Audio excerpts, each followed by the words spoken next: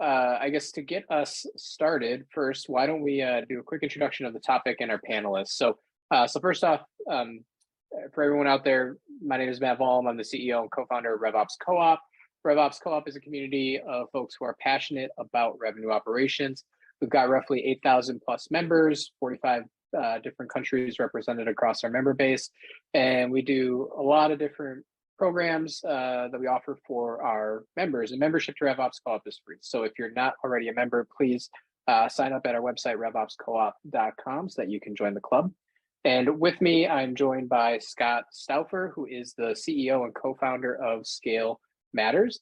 As Scott said, he's currently in the great state of South Carolina, but is otherwise based in Maryland. And for those of you that are not familiar with scaleMatters, they are a formal partner of RevOps Co-op. They've got a fantastic product. They're essentially the first go-to-market optimization platform that helps improve B2B marketing and sales efficiency. And they produce some great ROI. So especially in this day and age of where growth is all about efficient growth, not just growth at all costs, definitely worth checking out.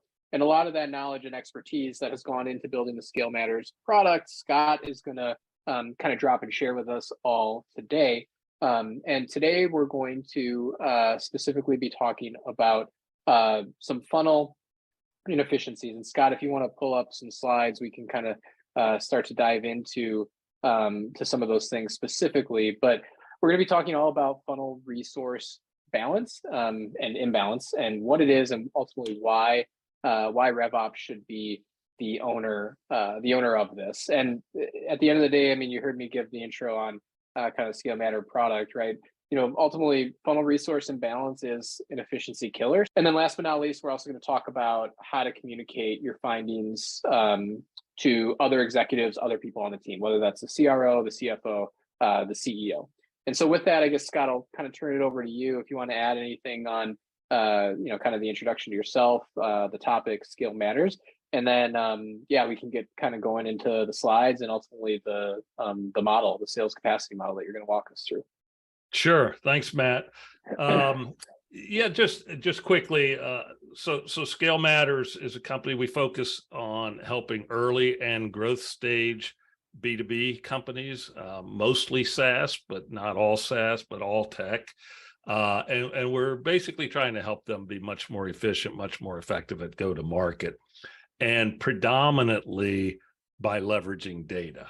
And so in our way of thinking, the way to become more efficient is to eliminate all of the inefficiencies that exist in the go-to-market. And what we try to help our customers do is surface data and leverage data that highlights where those inefficiencies are so that they can start attacking them. So let's talk about funnel resource balance. You already mentioned that we would go through this as the agenda, talk about what funnel resource imbalance is, why it's an efficiency killer. We have a model that helps people do more accurate planning of what their rep capacity should be, and we'll share that with you and how to use it, and then talk to you a bit about how to communicate the stuff internally. So let's talk about kind of the sources of inefficiency within companies' go-to-market models. And I mean, there's literally hundreds of them. What we've found it helpful to do is bucket them. So we've kind of seen 6 buckets over the years of inefficiency in the go-to-market. The first one is suboptimized messaging, and this could be marketing messaging that maybe attracts non-ICP prospects. So let's say you're running digital ads, and those ads are bringing in people that aren't really good fit for you. You're basically wasting money on the ads. Then you're generally wasting money on salespeople to try to sell to those people that aren't good fits. That's an example of suboptimized messaging. Second thing is suboptimized strategies or channels. And think of these as the venues that you use to source new prospects. So maybe it's paid search, maybe it's paid LinkedIn ads, maybe it's events, maybe it's outbound SDR prospecting, maybe it's content syndication. All of these are different strategies that companies invest in to source new prospective customers. Most companies have a pretty good idea of what their cost per lead is through these various strategies or channels, but few companies have a really good understanding all the way through the funnel of what their cost to acquire a customer is, or their cost to acquire a dollar of revenue is, based on how it's sourced. And as a result, these companies often end up not balancing their investments in the way that would be optimal from a return perspective. We talk about hanging on to poorly performing initiatives as a bucket of inefficiencies. If you think about it, getting your go-to-market motion to an optimized state is a series of iterations we all go through. Nobody kind of comes out of the gate with it all nailed. And the companies that are very good at this are extraordinarily disciplined about this process of iterating. That when they decide to try an experiment or a new initiative, they are very precise about what the hypothesis behind that initiative is, what the expected impact is, how they can measure it to understand if it's having that impact, what the pass-fail criteria is. Most companies are not that disciplined, and they just keep trying new stuff all the time. They're not particularly disciplined in the way they construct their experiments, and then they're unable to tell whether they're really having the impact or not. And what we see many times is companies just have so many things going on, many of which are non-productive, and they just hang on to them. Fourth thing is, and this is a little bit less of an issue today than it was a year and a half ago when everyone was trying to grow at hyper growth paces. But when you are growing fast and you have to hire a lot of salespeople and or SDRs, we generally see the recruiting and, more importantly, the onboarding and ramping process be pretty inefficient. Most companies in the early and growth stage, B2B world, have not really institutionalized their onboarding and ramping processes. So it takes a long time for the new hires to ramp. It takes a long time to figure out which people are never going to ramp. And all of that, of course, is terribly consuming in terms of spend. Fifth thing is process friction. If you think about a traditional inbound motion that maybe starts with people hitting your website, from the point they hit your website to the point they convert to a deal, it might be 10 or 15 different steps. Each one of those represents an opportunity for leakage. Most businesses don't tend to be very good at instrumenting their environment so that they can precisely measure each of those 10 or 15 steps and really start to understand where is the most significant amount of leakage that's going on in my overall process. And then the last bucket is what we're going to talk about today: funnel resource imbalance. And I'll just pop to the next slide. But to the extent that anyone has an interest in learning more about some of these other areas of inefficiencies and how companies can leverage data and how the RevOps team can really help their organizations kind of get beyond them and eliminate inefficiencies, feel free to reach out to us afterwards. So funnel resource imbalance shows up in two different ways. It either is you have too many sales reps relative to the amount of top of funnel support they're getting. And by the way, this is the most common thing that we see in kind of growth stage businesses. Or you have too many leads and not enough sales reps to actually process all those leads. In either case, when it's out of balance, you're wasting money. And we like to leverage this concept called constraint theory, and I put the picture of the book that it's out of. It's called The Goal. Fabulous business book, written as a novel many years ago, but it introduced us to this notion of constraint theory, which is sort of like weakest link, right? Chain's only as strong as its weakest link. A process is only as efficient as its most constraining item in that process. So if you go back to too many salespeople relative to the amount of leads, so we would show the top of funnel capacity as fairly thin. We would show the bottom of funnel, right? Top of funnel would be leads or lead support, that type of thing. Bottom of funnel would be number of salespeople, which is the capacity. And interestingly enough, the overall revenue capacity is exactly the same as the top of funnel capacity there. So your revenue capacity is by definition constrained to what the least capacity between top of funnel and bottom of funnel is.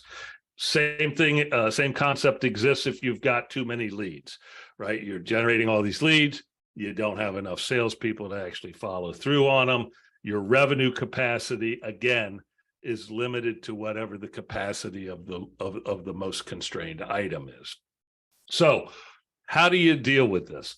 Well, the idea is if you balance them so that the top of funnel and bottom of funnel capacity are identical, then your revenue capacity is also identical. So the concept of what we're trying to show here is that for the same amount of money as either of these top two scenarios, you can balance these things and you actually will generate more revenue. And that's because you are increasing the most constrained item. Now, there's two ways to balance this stuff. On the bottom of funnel, this top one where there's excess bottom of funnel capacity, there's two ways to balance that. One is you can remove headcount and take that saved spend and move it to top of funnel to the point that you get those things in balance. A lot of people are uncomfortable doing that. So the only other way you can get that in balance is to make sure that the actual salespeople are spending a higher percentage of their time doing prospecting. So you're basically taking some bottom of funnel resource, but applying it to a top of funnel activity. Either way works, but you've got to do it. On the second scenario where you have too many leads relative to the number of salespeople, the only thing you can do is shift money from whatever your top of funnel activities are and try to beef up the bottom of funnel capacity as well. So that's the simple concept of this, which is funnel imbalance is terribly damaging. It's a perfect example of constraint theory. Not only are you wasting money in these two cases, because one of them where you have excess, you're wasting the money, but you're also limiting your revenue capacity. Why does this matter? As I said, without funnel balance, your growth is actually constrained from what it could be otherwise for the exact same amount of spend. But also without funnel balance, you're actually wasting a lot of money. And most people understand right now with the economic issues the way they are, the pressure is very high to constrain your head count. Focus is clearly on efficient growth, which is a sea change from what it was a year and a half or 2 years ago. So again, if you have too many salespeople, people are going to struggle to be on quota. Great salespeople are going to get frustrated. They're going to leave, and you're wasting money on your excess salespeople. If you don't have enough salespeople, your marketing dollars are basically wasted. So that's why this matters. And interestingly enough, and again, understand that our company is completely focused on trying to surface inefficiencies and friction in our customers' go-to-market motions. This is one of the lowest hanging fruit, easiest things to deal with, and it's so evident in most companies that they have this out of balance thing. So it's an area that I highly recommend that RevOps people take the initiative to help the leadership teams understand this stuff, because it can almost be solved overnight. I mean, maybe not if you have to add more salespeople, but certainly in the other direction, you can solve the issue overnight.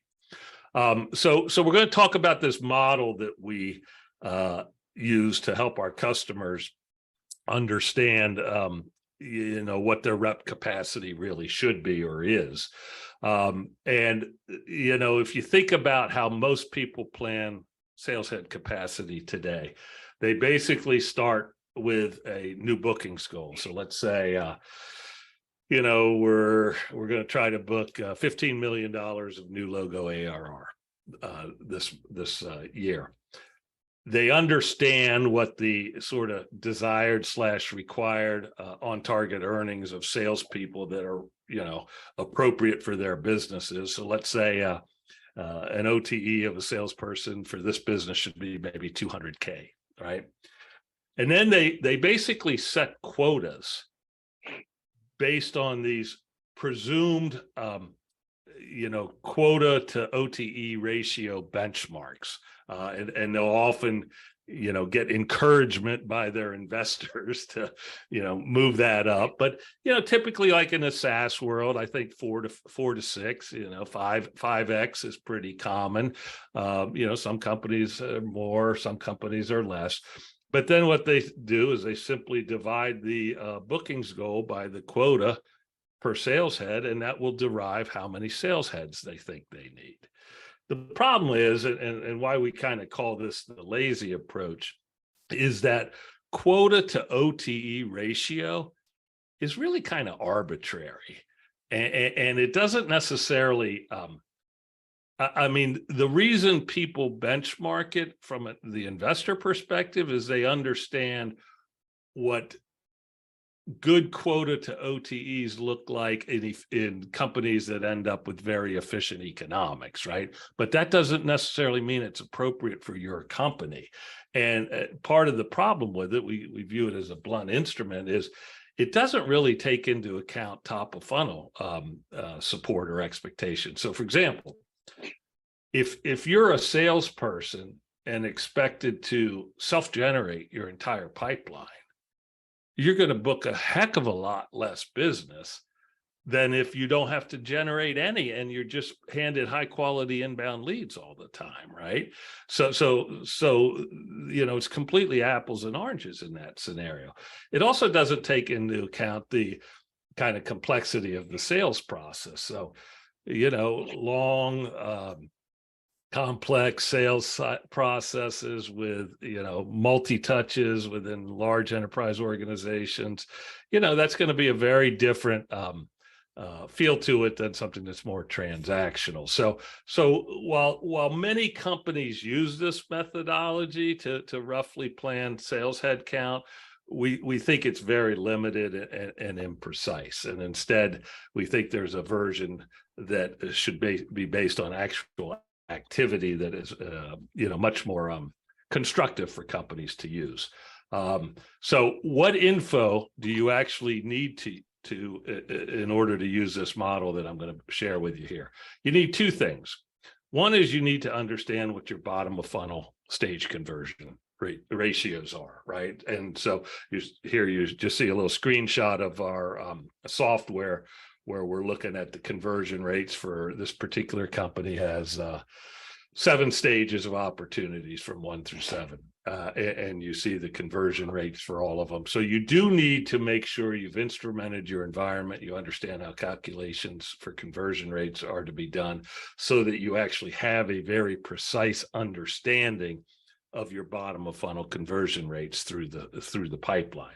The second thing you need to understand, and this is where I say it's kind of activity based, is how much time does a salesperson consume at each stage of the pipeline for any given opportunity. So with that said, it'll become clear as we walk through the model. Let me shift over to it. And you guys should have access to this. What we basically start with on the top portion is just figuring out, okay, how many hours does a salesperson have that they're available to even sell in a year, right? So we start with saying, okay, let's say 47 weeks that they actually work, right? Most companies have effectively 2 weeks of holidays, and then let's say 3 weeks of PTO. So 5 weeks out of the year, they're not working. Let's say 47 weeks at 40 hours, they're starting with 1,880 hours. Then we are humans. We are not terribly efficient. You had to put some just general human inefficiency tax, right? Going to the bathroom, eating lunch, talking about sports, talking about other random stuff. We put in here 15%. You put whatever you think is appropriate, but less than 15% is probably not appropriate. And then we also have what we call an internal tax. So time spent in weekly forecast meetings or, CRM hygiene, all of this stuff that by definition is taking salespeople, away from the customers, if you will, from an administrative perspective. We've used 10%. So you take the beginning hours less these two taxes, we say they've got 1,400 hours, 1,410 hours in a year. Now, if you expect your salespeople to do prospecting or not, that's what this next line is. In this particular example, we're saying we're expecting salespeople to, use about a quarter of their time trying to self-generate some pipe. So you take 25% of the 1,410, and that leaves us with 1,057 hours. Okay, that's how much time is available to sell. So we'll put that aside for a second. The next thing we're going to do is look at conversion rates. So again, this particular customer, this fake customer, has 7 stages from discovery through closed won. I'm just going to make up conversion rates. We'll say 80% of people make it out of discovery into presentation. Maybe 60% make it into tech review. Another 60% make it out of tech review. 50% make it out of proposal and into negotiations, and it starts going up. Maybe 80% and 0.95%. So you put those in. If for a moment, just ignore this adjusted conversion rate. You see I have it equaling the conversion rate. And what that gives us is that the total opt to deal win rate for this particular example is 10.94%. What that also tells us is how many opportunities of each stage are required in order to yield one deal.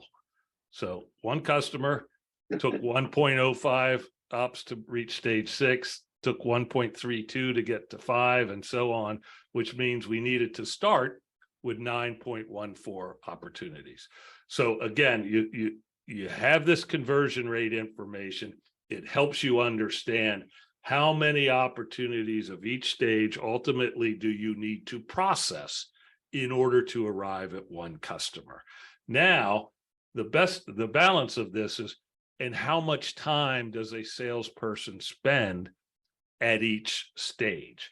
So this first line, hours spent on emails, coordinating next steps, let's assume for getting the discovery call set up, they spend 10 minutes, right? So we'll say equals 10 divided by 60. Then they actually have to prepare for and execute the discovery call. And let's say the discovery call is 30 minutes and they spend another 30 minutes, doing some research on the company. So we'll just say they spend 1 hour there. For presentation, same thing. We'll just say they spend 10 minutes on coordinating emails. Now this demo, it's usually an hour demo. They've taken information from their discovery call. So they've put a lot of energy into trying to make sure they're really going to do a good demo. We're going to say that takes 2 hours. Now for the people that go into tech review, that ends up being a little bit more consuming on coordination, because you've got to deal with the various constituents at the customer that are actually going to evaluate this stuff. So let's say it's a half an hour of coordination and, maybe another hour of work in terms of other calls and stuff to review results, etc. Same thing now that we're in proposal stage, maybe just kind of 10 minutes of coordination, maybe takes hour and a half to, put the proposal together and run it through the internal review process. Negotiations, again, we'll say 10 minutes. And we'll say 10 minutes across the board here for this, for the coordination. And then down here on emails and calls, answering questions during negotiations, et cetera, maybe 1 hour.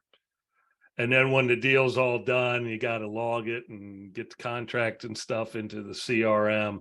Let's call that 30 minutes.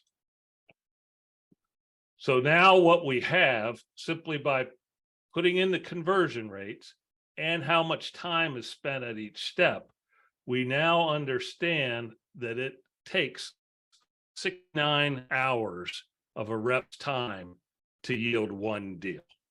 And now, in order to understand how many deals it can do in a year, you simply divide this 1,057 by the 69 hours. And that says that the capacity for a fully ramped rep, right? The assumption is this is fully ramped, is roughly 15 deals a year.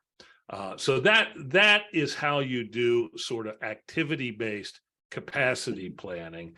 And of course, you would get the conversion rate data out of your instrumentation that you've set up to measure that.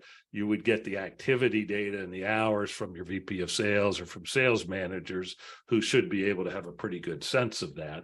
But this gives you a very unbiased view and says, look, the capacity should be about 15 deals. What you have down here on the second part is simply another level where the discovery call is done by the SDR and not by a salesperson. So we're basically going to put all the same hours in here, but we'll leave 0 in for the discovery portion. And you see what happens then if the SDRs are doing the discovery, that frees up more time for the salesperson. So in that case, the rep should be able to do about 18 deals. So it's really, what's that, about a 25%, 20% improvement in rep capacity, simply if SDRs are capable of doing a very good discovery call. So the last thing I'll show you is the sensitivity of this to conversion rates. So let's say, for example, that instead of this 10.94, we could improve that, this 10.94 overall win rate, we could improve that by 20%. So you just put 0.2 in here, and that basically adjusts all of the conversion rates so that now we're at 13.13, and we picked up a little capacity. So it's a way for you to understand and help, more importantly, help your sales and marketing leadership understand how important even incremental improvements of conversion rate are in terms of lessening the requirement for sales headcount in your organization. So that's basically it. I think I'll stop here just to see, Matt, whether there have been any questions brought up that I should address while the model's up. And before I do, after that, we'll go to how do you communicate this stuff. So this is really great because I think, well, one, again, I'll say it's relatively like kind of straightforward math, but it actually gives you a really good sense of how much time, again, if someone's operating the way that you would expect them to operate, like how much time it takes to close one deal, right? And it doesn't put it into some abstract of like, oh, well, I need X number of opportunities, and you're trying to compare that to like quota and all that stuff. It's just like, no, if we spend as much time as we think we should be spending on these things in each stage, that stuff adds up pretty quickly. So I think that was the first thing that was a little enlightening for me. So I guess my question was, so we've got the kind of the capacity model here. So if folks on this call, for example, like go through this and they kind of complete this, how can they leverage this information to identify where some of those inefficiencies might be? Where they can actually make improvements. How can they take action based on the data that they see here in this model? Well, the first thing I would do is I would look at what quotas are set at. And right, because you know your average deal size. If you know your quotas and your average deal size, that will basically infer how many deals a year the quotas are expected to drive. So the very first thing I would do is I would compare the output of this model to the derived deal count from quotas and say, are we in the same ballpark or not? Yeah. If you're in the same ballpark, you go, decent. This nothing. I don't need to do anything here. More likely than not, you won't be, and you'll see that there's quite a bit of difference. And then the issue is, what do you want to do about reconciling it, right?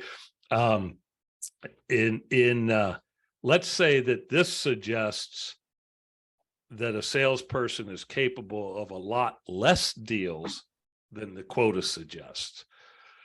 In that case, you can suddenly become the VP of sales' absolute best friend by talking to them and showing them that the quotas are just goofy, right? Because a lot of times companies end up with these goofy high quotas because, investors are, pulling arbitrary stuff across their portfolio, but it's not representative of your specific company. So you could actually provide a tool to help arm the VP of sales of why quotas maybe should be lower.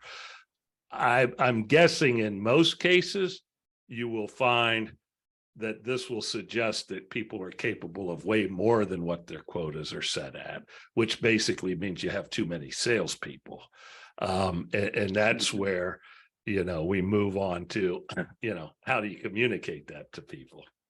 Yep. And the other, so actually I was just, because I was doing some of I'm guessing that those conversion rates are, that you put in there were probably some, actually like some good probably proxies based on your own personal experience and things, but I was just like, okay, if that's say my deal capacity is 30 deals, and let's say my average deal size is 25K, that's about 750K of call it quota that I would expect. And at least in my past life, when I was running kind of BizOps and RevOps at a growing kind of SaaS startup, that was our quota was 750K. OTE was 150K for the reps. So we were right in that. That was 5x. Quota was 5x the OTE, so it was in the ballpark of what you were talking about. But I never actually went through and did the math to see if kind of the capacity actually aligned with that. And so the next kind of tactical question I had was how folks that are using this. So I heard look at the deal capacity, take your average deal size, compare that to quotas, see if there's things that are in line there. The other thing that comes to mind is the element of time. And so I guess if you're thinking about an annual quota, in that case, like you're looking at an annual period of time, 12 months as a period of time. But how does that play into, I guess, how should folks think about the element of time as they're evaluating this? Is that it? Like just, make sure you're comparing apples to apples, right? And if you're looking at deal capacity over 12 months, that, you're looking at quota over 12 months. And is there some other element of time that people should be considering as they evaluate the output of this potential model?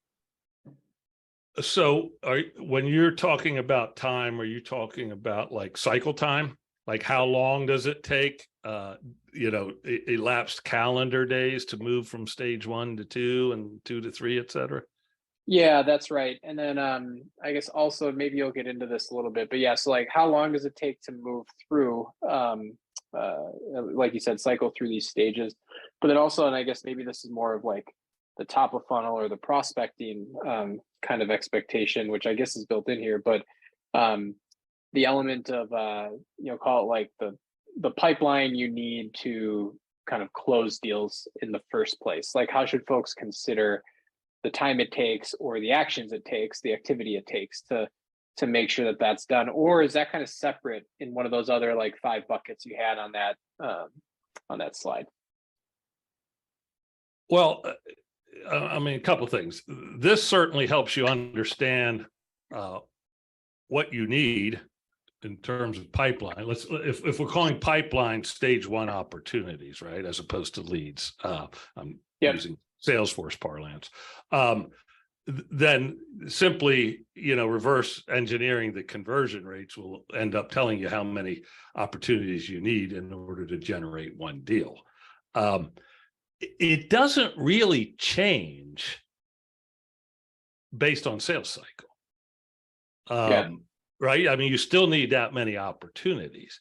Now, if somebody, if you've got an extraordinarily long sales cycle, and you see you are shy of that many opportunities, you can understand that a year from now, when your sales cycle is completed, you're actually going to end up light on your bookings, right?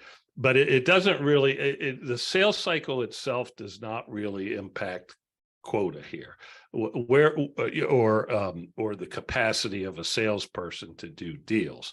The place where it would is when you're ramping, right? So we made the assumption here that this was for a fully ramped salesperson, so they're not having to go through the process of getting pipeline built along each of these stages, to a level that supports a ramped flow.